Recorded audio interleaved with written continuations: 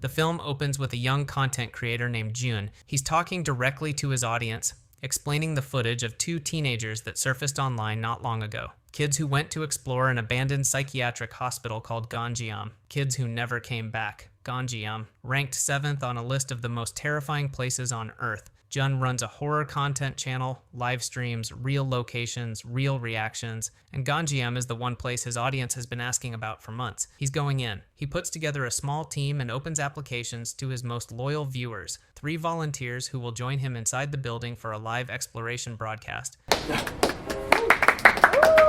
On the drive there, Jun fills everyone in on the history. The hospital's director, for reasons no one ever fully explained, killed every single patient inside the building, then killed himself. The hospital was shut down immediately and never reopened, left to rot, left to whatever settled in after the humans left. And then there's room 420, a specific room on a specific floor. The rumor is simple and absolute. Anyone who enters that room comes out different, or doesn't come out at all.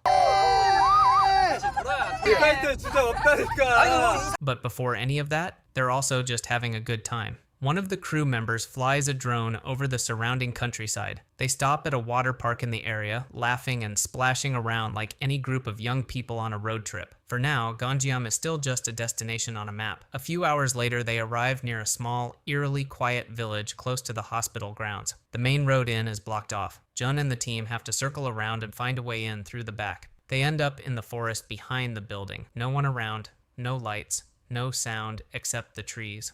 After a short walk, Jun finds the right spot. Enough cover, enough distance, enough space to set up tents and build a proper control center. From here, he can monitor all the camera feeds and keep the live stream running smoothly while the exploration team goes inside. 2 team members are sent ahead to install CCTV cameras at key points throughout the hospital. More angles, better coverage, more for the audience to watch. When they come back, the group cooks instant noodles over a small burner and eats together. Everyone is laughing, making jokes. At this point, it still feels like a project, a production. After dinner, the 6 participants, 3 crew members, and 3 volunteers are each fitted with GoPro cameras, one on the helmet, one angled at the face. The audience at home will see exactly what each person sees. The stream goes live, and they walk toward the building. Jun stays at the tent, eyes on every monitor, managing the feeds, keeping the connection stable. His voice in everyone's earpiece, the anchor they'll hold onto once things get strange inside. On the walk to the building, one of the team members, Park Ji-young, spots something hanging in the undergrowth. A pair of white underwear, abandoned, no explanation for how they got there. Ji-young ties them to a branch and keeps walking.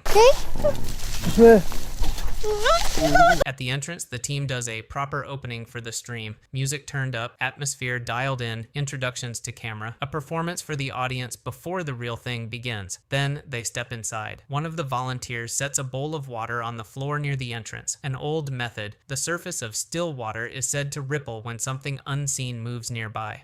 처음에 앞서 방송 순서를 간략히 설명해. The door slams somewhere in the dark. The sound bounces through the empty corridors and lands on all of them at once. They move toward it.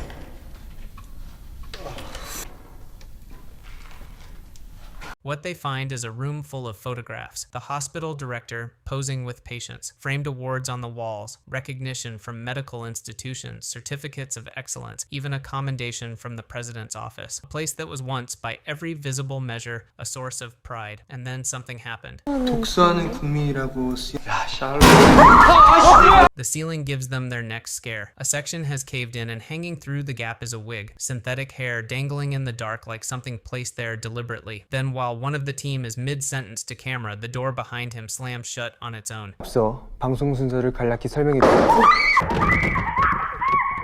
Jun's voice comes through the earpieces. They're losing time. He splits them into 3 pairs. Charlotte and Lisa head to the lab and medicine storage. Ji-young and Yuli take the bathing room. The other 2 move through the main corridor. The lab is exactly what 15 years of abandonment looks like. Medication bottles scattered across every surface, a strange doll tucked inside a cabinet, and then Charlotte's hand catches a bottle. Inside, a decomposed chicken, floating in liquid that hasn't been disturbed in decades. 지연이 샬롯 수고했어. 자, 이제 4층으로 이동하고. Ji-young and Yuli push through a plastic barrier into the bathing room and find another wig. Same as the one hanging from the ceiling. Yuli picks it up and uses it to scare Ji-young from behind. The scream that follows is genuine. The chat explodes. For a moment, just a moment, it still feels like a prank, like content, like something they're in control of. Charlotte and Lisa reach room 420, the door that has its own mythology, the room that people whisper about, the one nobody who enters comes back from the same.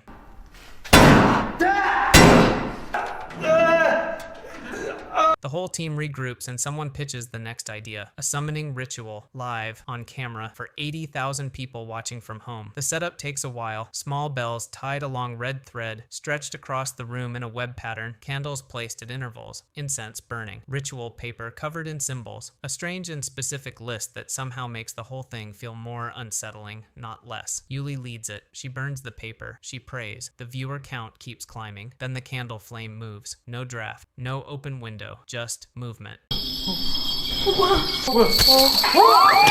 Everyone runs. The candle goes out. Bells ring on their own. The chat explodes. And then Jun's voice comes through the comms, quietly proud of himself. Because most of what just happened was staged. The bells, the candle, the timing, arranged in advance by Jun and 2 trusted crew members to manufacture the scare. Content controlled. Exactly what they planned.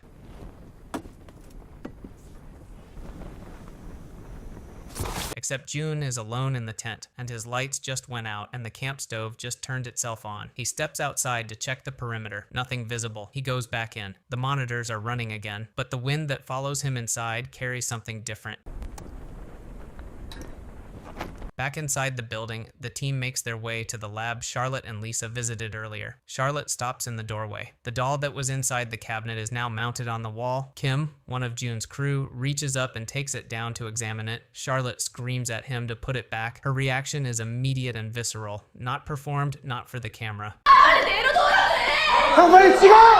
Jun's voice comes through the earpiece. The viewer count is spiking. He wants someone to explain the doll's origin on camera. He sounds more excited than afraid. 40년 전 환자가 들고 있던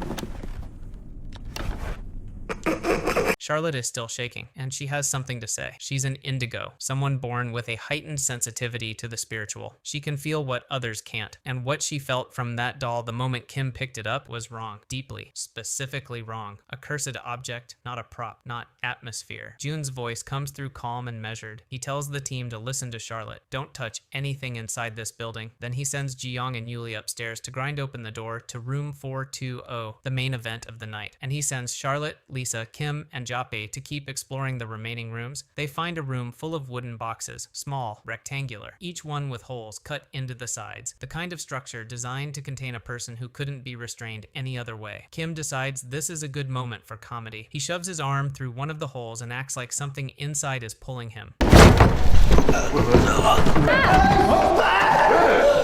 The chat loves it. Charlotte and Lisa do not. The argument builds. Kim thinks they're overreacting. Charlotte thinks he's going to get them all killed. The tension spills into something louder than anyone intended. Lisa steps in to defuse it. She puts her own hand into one of the boxes. 뭐가? And pulls it back out bleeding, scratches across her palm, clean lines like fingernails. Then the wooden door of the box swings open on its own. Nobody speaks for a moment. Charlotte and Lisa make a decision. They're done for tonight. They're going back to the tent. Jun watches Charlotte and Lisa walk out on his monitors. He calls Kim and Japi immediately. Get after them, bring them back. The viewer count just hit 300,000. He is not letting that number drop because 2 people got spooked. But Kim and Japi aren't moving because they've seen Lisa's arm up close. The scratches are real, and Charlotte's scarf, it drifted upward on its own in a room with no draft. 빨리 누구 마음대로 그만해!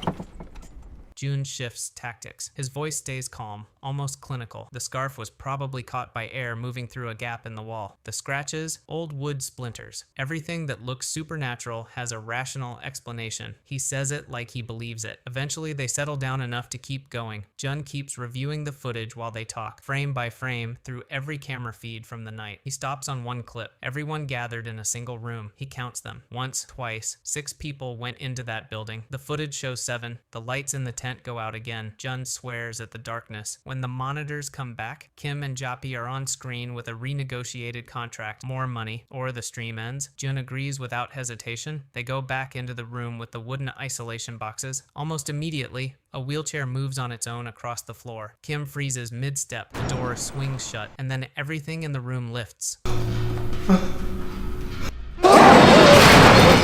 Something strikes Kim. He goes down. Jappy tries to wake him. He doesn't respond.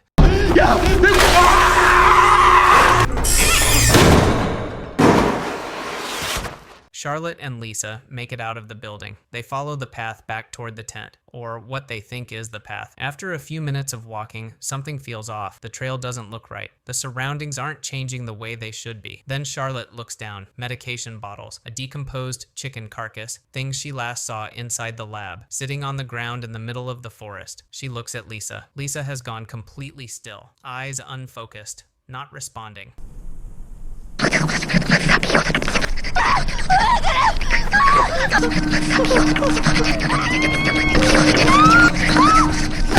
Charlotte runs. She bursts into the tent, and somehow, Charlotte is back inside the hospital. She doesn't understand how. 1 second she was outside. Now she's in a dark corridor, and Lisa is standing at the far end with her back turned. Charlotte swings the flashlight forward. Something is standing between her and Lisa, a figure, tall, still, dressed in the remnants of a patient's gown, surgical wounds visible across its body.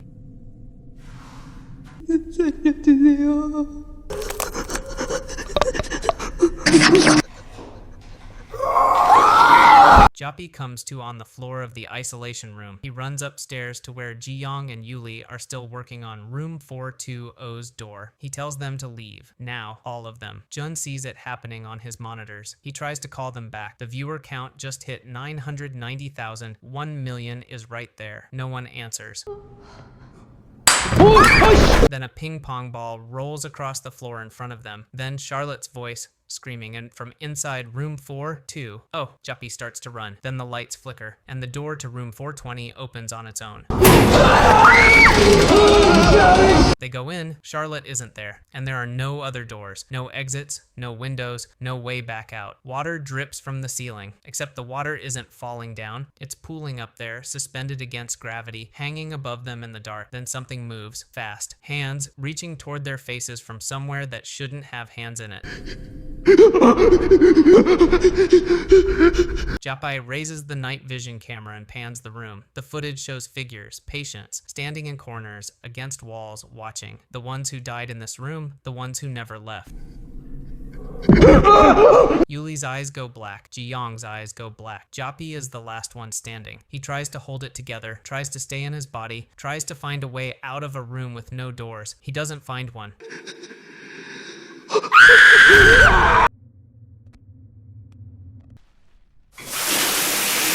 Jun is alone, grabs his equipment and goes in after them. Every monitor showing a dead feed, every earpiece silent. 6 people went into that building and not one of them is responding. He sends the drone up first, scans the exterior, and sees something moving behind the window of room 420. He makes his way up. The room is empty when he enters. No one, nothing. Then he walks to the window and looks down.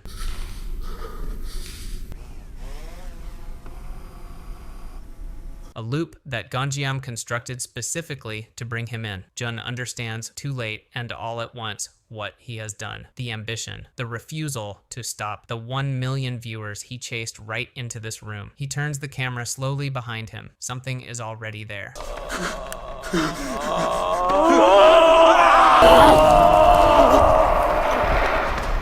The last one to wake up is Kim. He opens his eyes in a wheelchair, patient gown, hands folded in his lap. He's being pushed down a corridor toward room 420, the same way all the others were taken.